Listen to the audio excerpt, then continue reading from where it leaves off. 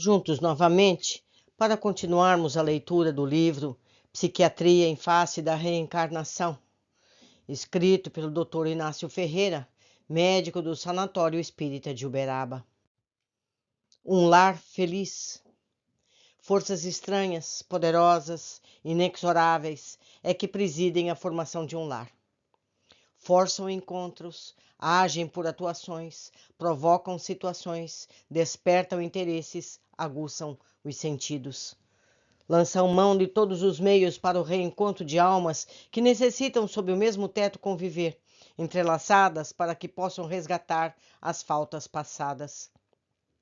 Espíritos inimigos pejados de faltas, ações menos dignas, são impelidos uns para os outros, a fim de que juntos, após preparos prévios no espaço, venham se libertar do ódio, das mágoas, das torturas morais, dos deslizes.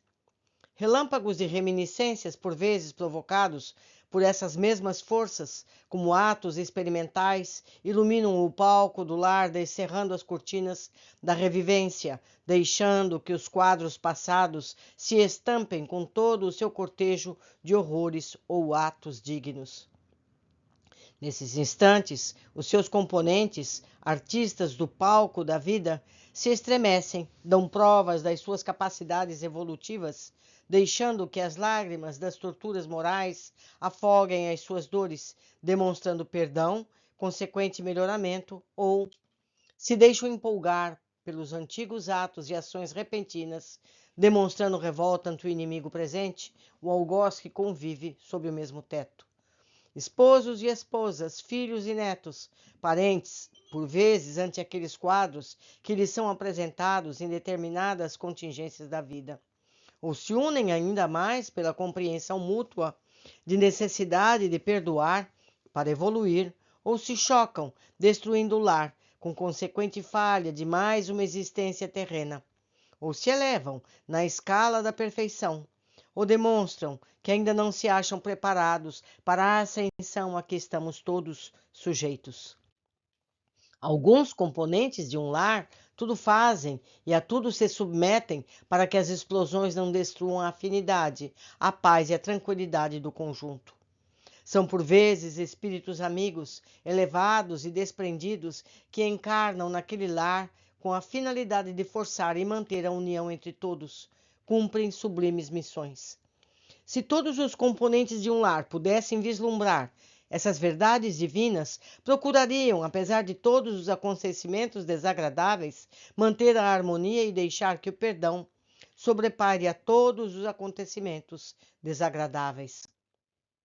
Se pudessem vislumbrar essas verdades, sob pena de torturas, mágoas e desassossegos, jamais se desesperariam, contribuindo para a eclosão de consequente repetição daquilo que os impeliram para a nova reencarnação sob o mesmo teto.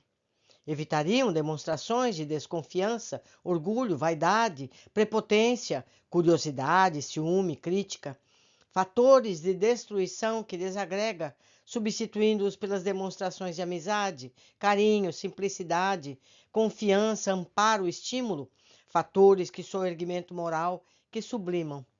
Nos momentos de alegria, sorririam juntos, nas desventuras se uniriam ainda mais para que melhor enfrentasse as vicissitudes da vida. As esposas representariam o estímulo para o trabalho dignificante, os esposos motivos de orgulho para as maiores concretizações, os filhos os elos poderosos a resguardarem mais e mais o convívio amigo e sacrossanto. Tudo depende por vezes de uma palavra amiga, de um conselho sincero. Havíamos sido chamados com urgência em uma fazenda do estado de São Paulo, bastante retirada de Uberaba. Devido a pequenos e comuns acidentes de automóveis, só chegamos a altas horas da noite. Após ver, examinar e medicar o enfermo, reunimos-nos em vasta varanda da casa da fazenda. E prosa agradável, não sentimos o passar das horas, só despertamos com a claridade do dia que recomeçava seu ciclo. Ligeiro repouso para a volta, um lanche e as despedidas. A alegria e a felicidade daquela família proporcionavam um ambiente tão agradável para todos que representavam uma espécie de oásis de paz e tranquilidade espiritual. O chefe da família, ancião, curvado pelo peso dos anos, vitimado por um derrame cerebral, há anos sofria as torturas de uma paralisia, vivendo numa cadeira de rodas. A esposa, já de idade mais ativa e diligente, era a que dava mais alegria à casa. 3 filhos, já homens, é que superintendiam todos os serviços da fazenda, cada qual encarregado de um setor, na parte da agricultura, criação de gado, plantação de café. 2 filhas, moças, solteiras, auxiliavam a mãe nos serviços caseiros e trabalhavam intensamente no serviço de fabricação de queijo, manteiga, farinha e criação das aves. Para homens e mulheres o trabalho era intenso e muitos se condoíam daquelas criaturas jovens e moças a se estiolarem num lugar tão longe dos centros de divertimento. Os velhos se viam rodeados de tanto carinho que as suas idades desapareceriam ante a alegria da moça, os risos felizes e as brincadeiras contínuas dos filhos. Quando o velho nos viu, os seus olhos se orvalharam de lágrimas que caíam sacudidas dos soluços. Por quê? Alguns anos antes, um amigo trouxera-o de automóvel até Uberaba a fim de interná-lo no sanatório. Já bastante paralisado do lado esquerdo, completo definhamento orgânico, maltratado, um mulambo umbano quase carregado nos braços possantes de seu auxiliar. Auxiliado pelo companheiro com dificuldade extrema, foi desenrolando os acontecimentos da vida. À custa de trabalhos intensos e contínuos, economia que chegava à raia da miséria, foi aumentando aos poucos e seu trato de terra, suas plantações e criações. À proporção que os filhos cresciam, notava por parte de todos o ódio e o desprezo contra ele. Já possuidor de fortuna regular, envolveu-se com uma criatura de vida livre em suas viagens constantes. A transformação de atitude produziu desconfianças na família. Descoberto, foi abandonado pela esposa e filhos. Propriedades entregues a poceiros, aos poucos se tornaram abandonadas, caindo em ruínas. Entregue à nova vida com a amante, pouco ligava aos seus interesses. Desgosto com a família que construíra, advogado para uma possível repartição de terras, continuadamente atormentado por dívidas que iam se acumulando. E abandonado pela amante, que nada mais podia usufruir, entregou-se ao álcool, vivendo isolado na fazenda, sem atividade, desencorajado. Logo depois, um derrame cerebral, com consequente paralisia, acabou por ensombrar mais ainda os seus dias.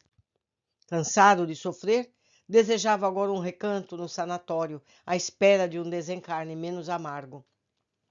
Caso incurável, e não se enquadrando nas finalidades da casa, não nos foi possível atender o seu pedido, mas não o abandonamos, tomando providências precisas para a sua tranquilidade.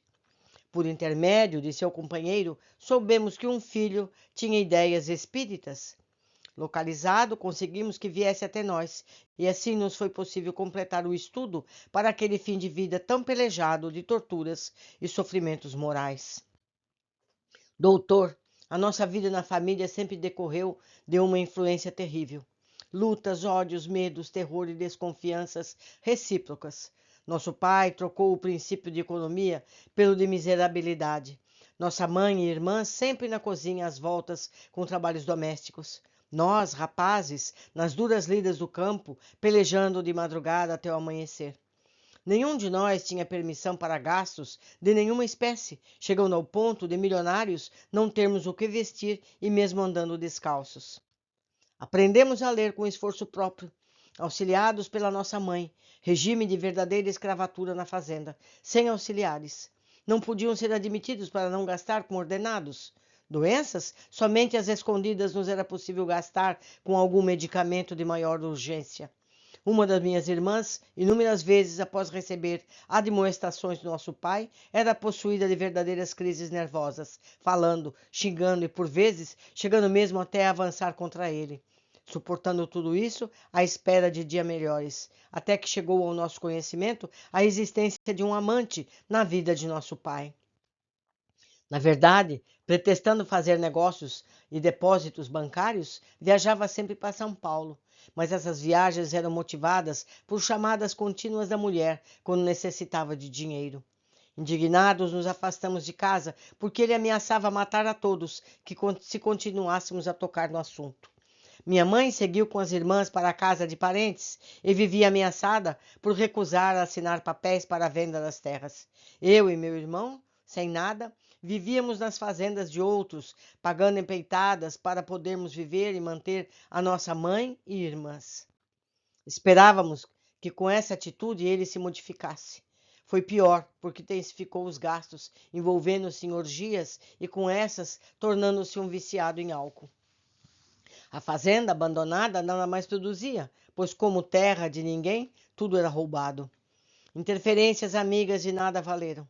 Procuramos advogados a fim de assegurar os nossos direitos antes que tudo fosse tragado pelos aproveitadores. E nosso gesto foi recebido por ele com ódio e ameaças. Tudo corria dentro dos trâmites legais, quando soubemos que, abandonado pela amante, enfermo, quase paralítico, vivia passando até mesmo privações.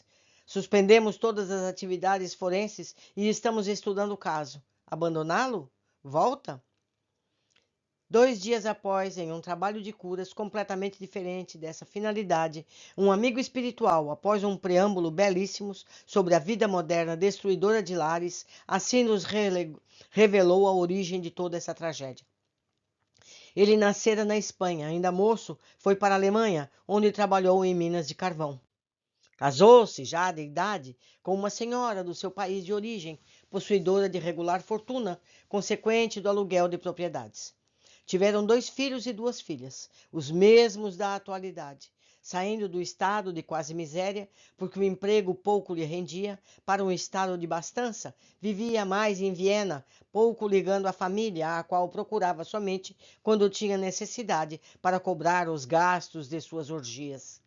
Filho já com a idade de 9 a 17 anos, a esposa recusava atendê-lo, mesmo porque pouco sobrava para a educação dos filhos. Voltou para o convívio da família com ideias preconcebidas, procurando desfazer-se da esposa, envenenando-a lentamente. Conseguiu seu objetivo. Em pouco tempo, malbaratou o resto da fortuna, verdadeiro algoz dos filhos, além de usufruir dos parcos recursos que os obrigava a adquirir. Sempre embriagado, tentou ainda violentar uma das suas filhas, que ficou bastante ferida. Socorrida por vizinhos, foi internada em uma das enfermarias para indigentes, onde esteve durante muito tempo entre a vida e a morte, devido ao organismo bastante depauperado. Tendo sido o país envolvido em guerra, quando voltou, não encontrou mais os irmãos e, na antiga residência vazia, relembrou a vida passada, vida de amarguras e desenganos. Sofreu terrível crise nervosa ao lhe vir à mente a luta que sustentara com o pai, embriagado, e ainda uma vez o amaldiçoou. Para evitar a repetição das tragédias passadas, talvez desventuras maiores ainda para todos, interveio a providência, cerceando em parte a sua atividade física e mental, a fim de que pudesse, na desventura, saber algo do carinho e do amparo. Permitiu que o alcoolismo, o qual se entregara, fosse corroendo seu organismo, e como resultado, hemiplegia, afasia, abulia, inatividade completa, não permitindo que a autocrítica decaída continuasse a esfacelar o lar. Porque chorou ante a nossa presença?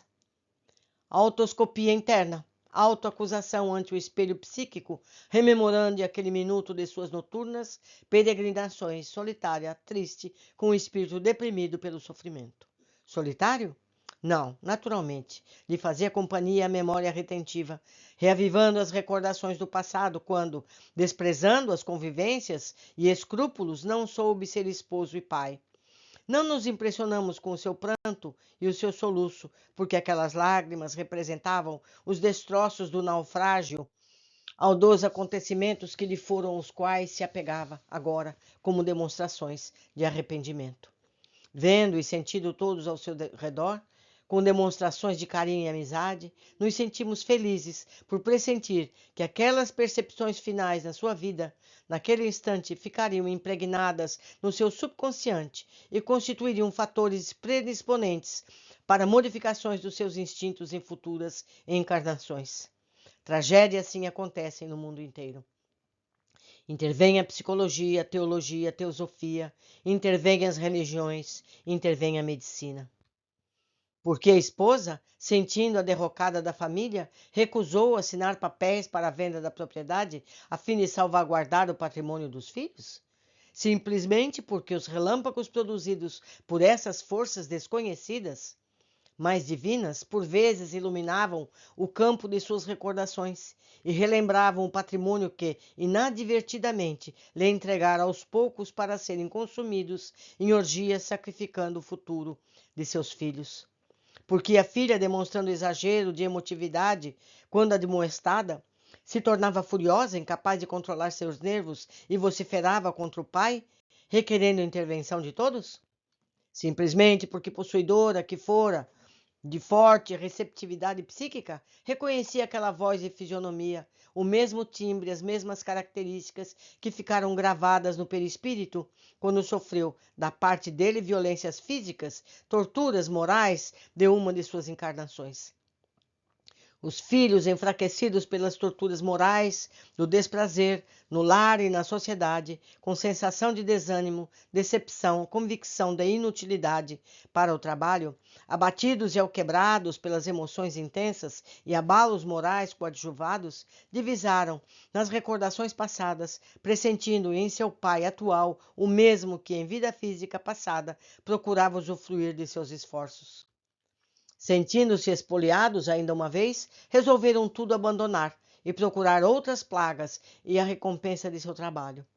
Lembranças, reminiscências de um pretérito pontilhado de desassossegos, produzidos por um só personagem, surgiram como atos reflexos para a nova destruição de um lar. Explicações simplesmente admiráveis, a que servirão de base para a terapêutica psiquiátrica do futuro. Sim, porque a fonte dadivosa, boa e inesgotável da reencarnação irá buscar os medicamentos precisos para a sua diretriz futura. Pronto este capítulo para futuras publicações, entregamos uma cópia para o filho, que aceitava os ensinamentos de Kardec. Reunida a família iluminada pela compreensão divina, sentiu no velho chefe o espírito desamparado, que se achava à espera de alguém para ampará-lo, preparando-o para futuras encarnações menos agitadas. Os filhos voltavam aos seus campos, as filhas aos afazeres domésticos. Em pouco tempo, as dívidas foram pagas, o progresso material desfraldou naquele trato de terra a bandeira da fartura. Também o perdão permitiu que se quebrassem as algemas do ódio e das mágoas, cingindo todos em um amplexo único, permitindo que a atmosfera irrespirável de outrora fosse substituída por um ambiente de paz e felicidade que fomos encontrar. Agora um lar feliz. Psiquiatria, psiquiatria. Ainda não percebe o marulhar da fonte da reencarnação?